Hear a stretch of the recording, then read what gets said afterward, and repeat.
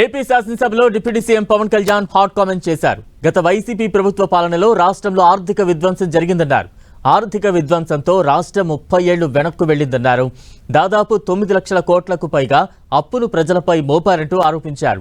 YCP సభ్యులు 11 మంది ఉన్నా 1100 ఉన్నట్లు మాట్లాడుతున్నారన్న పవన్, కూటమి నేతలు ఎందుకు చేసిన పనిని చెప్పుకోలేకపోతున్నామని ప్రశ్నించారు.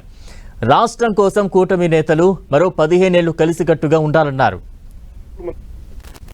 ఈ ప్రభుత్వం దూరదృష్టి, దక్షత, దార్శనికత ఉంటే గత ప్రభుత్వం ధ్వంసం, విధ్వంసం, విచ్ఛిన్నంతో కూడిన ప్రభుత్వం.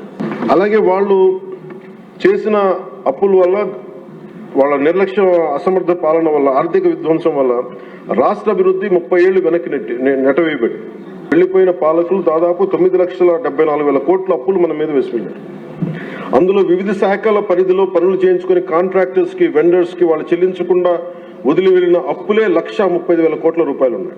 అందులో కూటమి ప్రభుత్వం ఏర్పడిన తర్వాత 25,000 కోట్ల రూపాయలు ముఖ్యమంత్రి గారి నాయకత్వంలో అప్పులు తిరిగి చెల్లించగలిగాం అధ్యక్షుడు. ఇప్పటికీ కూడా వాళ్ళ సభ్యులు తక్కువ 11 మంది అయినప్పటికీ కూడా వాళ్ళు ఒక 1,100 మంది ఉన్నట్టుగా వాళ్ళు మాట్లాడుతూ ఉంటారు అధ్యక్షుడు. అంటే మనం ఎందుకనంటే వాళ్ళు చెప్పిన దాన్ని చాలా బలంగా నమ్ముతారు. మనం చేసే పనులు మనం చెప్పుకోలేం, మనం చేయడానికి సంకోచిస్తున్నాం ఏంటో తెలియదు. కానీ వాళ్ళు చూడండి, ఇందాక నేను చెప్పింది మీకు, when we are irresponsible, our NDA alliance is so responsible, reliable and reasonable government, while they are irrational, irresponsible and abusive group.